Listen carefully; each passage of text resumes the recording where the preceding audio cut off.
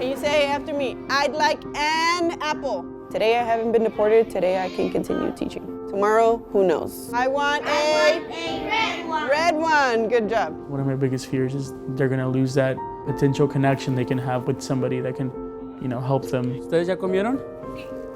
Coman más. So if DACA were to end, good luck to them, but they would have to pick me up and carry me out of here because this is my home. Pueden escribir aquí, en este espacio aquí. When we divide 174 by 7... I see myself already in my own classroom. I see myself, walking the stage and being able to be a teacher. Fernando Baquera Ochoa has wanted to be a teacher since he was in middle school. He and his family arrived to the U.S. from Mexico when he was just 3 years old. As an immigrant student, he experienced the unique challenges of trying to fit in. You're thrown into a school, there's hundreds of other students, and you're expected to, fall into it quickly. He's now a DACA recipient, which allows him to work legally in the U.S. Ready? This gives him the ability to work with newcomer students ¿Quién se quiere ir conmigo? who are adjusting to their new life in Oklahoma City. Espérate, se va a ir Vanessa y Alexa conmigo. Salimos por aquí, ¿no? He started an after-school group for these high schoolers so they could feel a sense of belonging. A cuenta como las personas como con Fernando nos sentiríamos seguros porque ellos han vivido lo mismo que nosotros, han pasado lo mismo que nosotros, como no saber un idioma, todo lo difícil que es y todas esas cosas. Y nosotros pues nos abrimos con ellos. We're gonna go pick up trash. A lot of families gather on the weekends. A lot of people have the perception that undocumented people come here to take, but we never give, and that's not true. And so that's why we feel more a part of it, because we're giving, we're giving to the community that we're living in now and that we're building together. We'll be here all day. We try to pick everything up. So our main focus is like the playground where the kids play, and obviously the Oklahoma River runs right around here. So there is a huge teacher shortage throughout the United States. Especially there's a teacher shortage in areas where we have large population of English language learners. We have seen the tremendous impact that DACA educators have had in classrooms all over the United States. Oklahoma City not only faces a massive teacher shortage, but a critical shortage of bilingual teachers needed to serve the city's Latinx population. 54% of the student population of Oklahoma City Public Schools is Hispanic. So English language learning kids have some real specialized needs. The bilingual teacher aspect of it becomes critically important. Mary Malone created a program in 2016 that allows bilingual school district employees like Fernando to become certified teachers. We honed in on this group of people as participants who want to be teachers, and we're helping them become teachers with no debt. We're paying for 100% of their tuition fees and books. But the DACA program has been stuck in legal limbo since 2017, when the Trump administration announced it would be ending the program. I'm here today to announce that the program known as DACA that was effectuated under the Obama administration is being rescinded.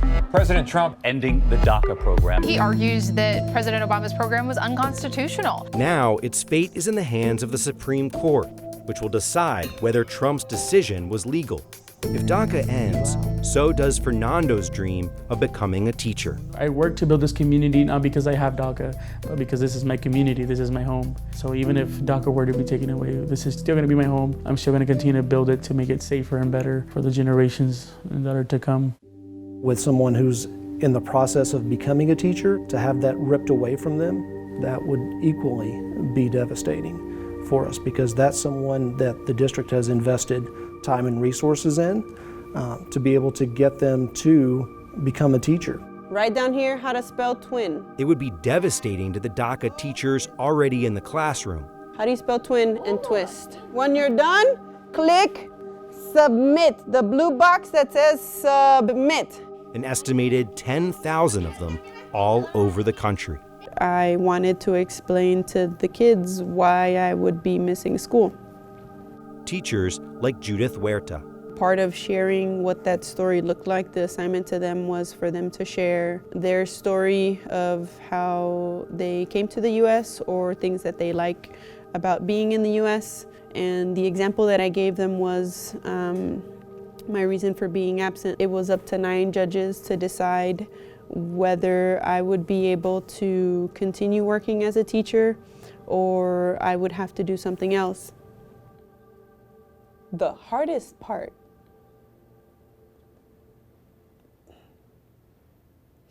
is knowing that I won't get to be in the classroom with the students that I share similar experiences with, that I know are struggling both at home and bring some of that to the classroom,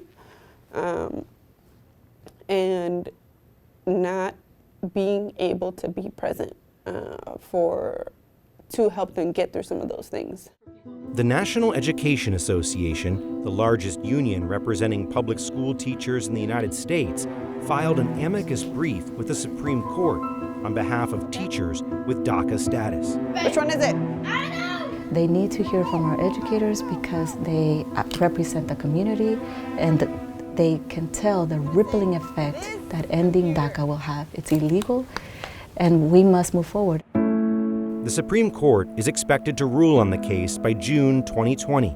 If the court allows DACA to be terminated, it will be up to Congress to offer a more permanent solution for these young people, commonly known as dreamers. To have been given for a brief moment an opportunity to live their whole selves, their whole liberated selves, their whole free selves. They've done amazing things. They've become teachers and lawyers and went to school in that sigh of relief. And to have the prospect of they have to go back to living in the shadows, to fearing driving, to fearing eating publicly, is just a terrible thing we're doing to humans. For now, Fernando and Judith say they have no plans to go away. Whether or not this country recognizes us as individuals, decisions have ripple effects. It doesn't just affect me.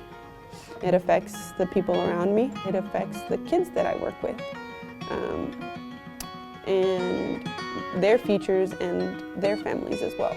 Whatever decision is made, it needs to be for people.